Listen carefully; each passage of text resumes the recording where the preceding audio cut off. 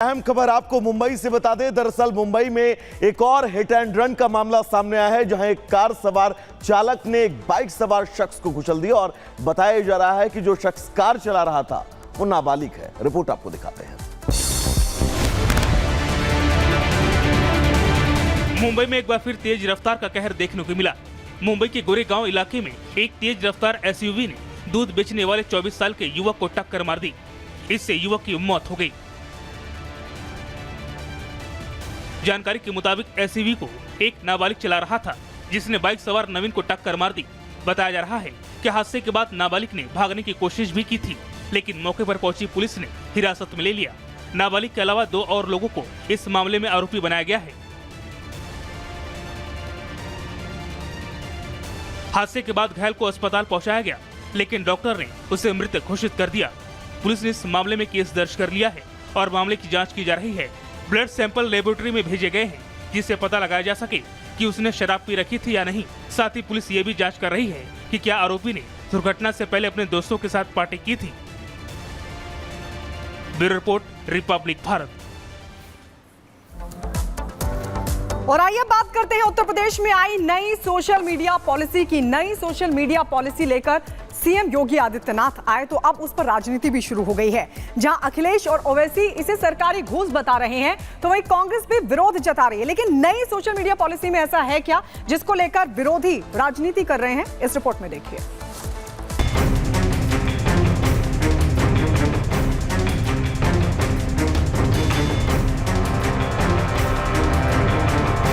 लाल टोपी है, लेकिन काले कारनामों के लिए लोग जाने जाते हैं। सियासत में कारनामे तो सबके उजागर होते हैं, किसी के जल्दी तो किसी के देर से। योगी ने अखिलेश की पार्टी की लाल टोपी के पीछे काले कारनामों का पूरा कच्चा चिट्ठा खोल दिया, तो सपा योगी सरकार की नई सोशल मीडिया पॉलिसी को करतूतों पर पर्दा डालने की कोशिश बताने में लग गई। क्योंकि यूपी में योगी एक ऐसा नियम लाए हैं कि सरकार के गुण गाओ और घर बैठे लाखों कमाओ। अगर आप भी फेसबुक, यूट्यूब, ट्विटर चलाने के शौकीन हैं और सब्सक्राइबर्स की फौज भी है, तो बाबा आपको मालामाल कर देंगे। रोजगार सबको, कोई भेदभाव नहीं। हमने 6.5 लाख नौजवानों को प्रदेश के अंदर नौकरी दी। हमने प्रदेश के अंदर 2 करोड़ से अधिक नौजवानों को रोजगार दिया। निजी क्षेत्र में निवेश करके और लगभग 75 लाख से अधिक नौजवानों को, उद्यमियों को स्वतः रोजगार के साथ जोड़ने का काम भी हमारी सरकार ने किया है। डबल इंजन की भारतीय जनता पार्टी की सरकार ने किया है। योगी का दावा है कि इन्फ्लुएंसर्स को रोजगार मिलेगा तो प्रदेश का ही तो विकास होगा, लेकिन बेरोजगारी के नाम पर पांव पटकने वाले विपक्षी नेताओं को ये पच नहीं रहा है। अखिलेश ने योगी सरकार की नई सोशल मीडिया पॉलिसी का सच बताने का दावा करते हुए ट्वीट करके तंज कसा है। उन्होंने लिखा, हम बांट रहे हैं दाने, गाओ हमारे गाने, जेल तुम्हारा घर है अगर हुए बेगाने। ये तरफदारी के लिए दी जाने वाली घूस है। सरकार के चरणों में पड़े रहने वाले चारण पैदा करना चाहती है बीजेपी। बस यहीं से बयानों की बाढ़ आ गई और प्रियंका से लेकर ओवैसी तक सब सोशल पर वोकल होने लगे और योगी के फैसले को सरकारी घूस बताने में लग गए। अभिव्यक्ति पे रोक लगाई जा रही है, पीड़ा पर रोक लगाई जा रही है। जो समस्याएं हैं उसको अभिव्यक्ति न हो सके, ये प्रयास किया जा रहा है। मैं इसकी निंदा करता हूँ। आप गलत कर रहे हैं, चोरी कर रहे हैं लोग, उनको अगर कहेंगे तब भी मृत्युदंड का प्रोविजन कर देंगे। तो ये जो नीतियां हैं, जब आदमी बिल्कुल गलत रास्ते पर चलने लगता है, बदहवास हो जाता है, तब ऐसी बातें करता है। तो 27 में और उसके बाद 29 में ख़त्म। एक तो अच्छा प्लेटफार्म है, ये भी रोजगार का एक अवसर पैदा कर रही है उत्तर प्रदेश की सरकार। और ऐसा नहीं है कि सिर्फ उत्तर प्रदेश में ऐसा हो रहा है, देश के कई प्रदेशों में इस तरह की व्यवस्था चल रही है। योगी कोई फैसला ले और विपक्ष सियासत ना करे, ऐसा भी भला हो सकता है क्या? वो भी तब जब उत्तर प्रदेश में 10 सीटों पर उपचुनाव आने वाले हों। लेकिन दावा यह है कि यूपी सरकार की ये पॉलिसी न सिर्फ रोजगार देगी, बल्कि जनता को सरकारी योजनाओं के बारे में जानकारी भी देगी। कुल मिलाकर सोशल मीडिया पर वाहवाही करनी है और हाँ, आपत्तिजनक या फिर देश विरोधी पोस्ट की तो जेल की हवा भी खानी पड़ेगी। देश में रहना है, उस देश का ही अगर देश विरोधी करेंगे तो ये देश को तोड़ने का काम है।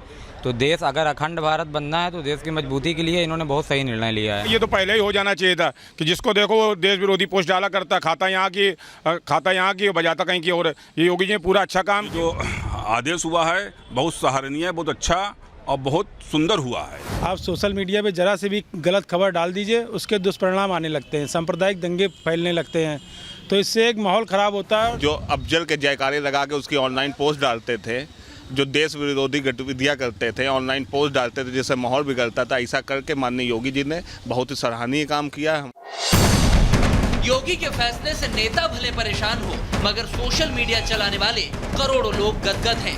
कौन जाने कब किसकी लॉटरी लग जाए, लेकिन योगी की सोशल स्ट्राइक से विरोधी जख्मी है। इसीलिए तो सियासत के जरिए ही अब मरहम लगाने में लगे हैं। Bureau report, Republic Bharat.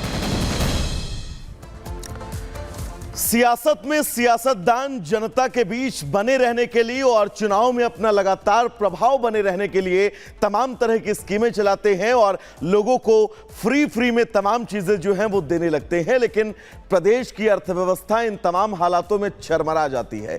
Himachal Pradesh में ही कुछ ऐसा हुआ है जहां पर आपको बता दें कि अब प्रदेश की अर्थव्यवस्था पूरी तरह से चरमरा गई है और उसकी रीढ़ की हड्डी जो है वो टूट चुकी है। रिपोर्ट आपको दिखाते हैं।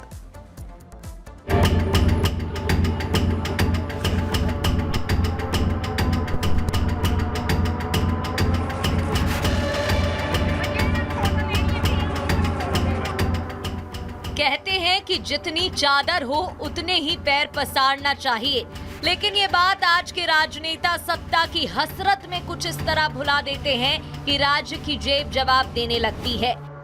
कुर्सी पाने के लिए की गई तिकड़मी और रेवड़ियों की बौछार जनता पर भी बोझ बनकर गिरने लगती है, तो विकास और अर्थव्यवस्था धराशायी हो जाते हैं। गारंटीड चुनावी जीत के लिए लोक लुभावन वादों वाली तरकीबों से धड़ाम अर्थव्यवस्था की ताजा प्रयोगशाला कांग्रेस के राज वाला हिमाचल प्रदेश है, जहां की सुक्खू सरकार आईसीयू में पड़ी सूबे की आर्थिक स्थिति को संभालने के लिए कटौतियों की ऑक्सीजन देने को मजबूर है। अभी सत्ता में आए आधा समय भी नहीं बीता कि कांग्रेस सरकार का खजाना खाली हो चुका है। आलम यह है कि अब सीएम खुद अपना वेतन नहीं लेने की बात कह रहे हैं।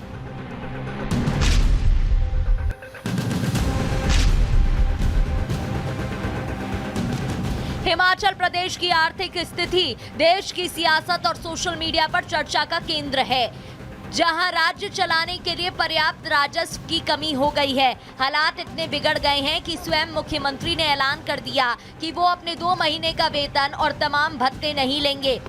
इतना ही नहीं, विधानसभा में इस बारे में बताते हुए सीएम सुक्खू ने कहा कि उनकी सरकार के सभी मंत्री और मुख्य संसदीय सचिव भी अगले 2 महीने तक वेतन और भत्ते नहीं लेंगे।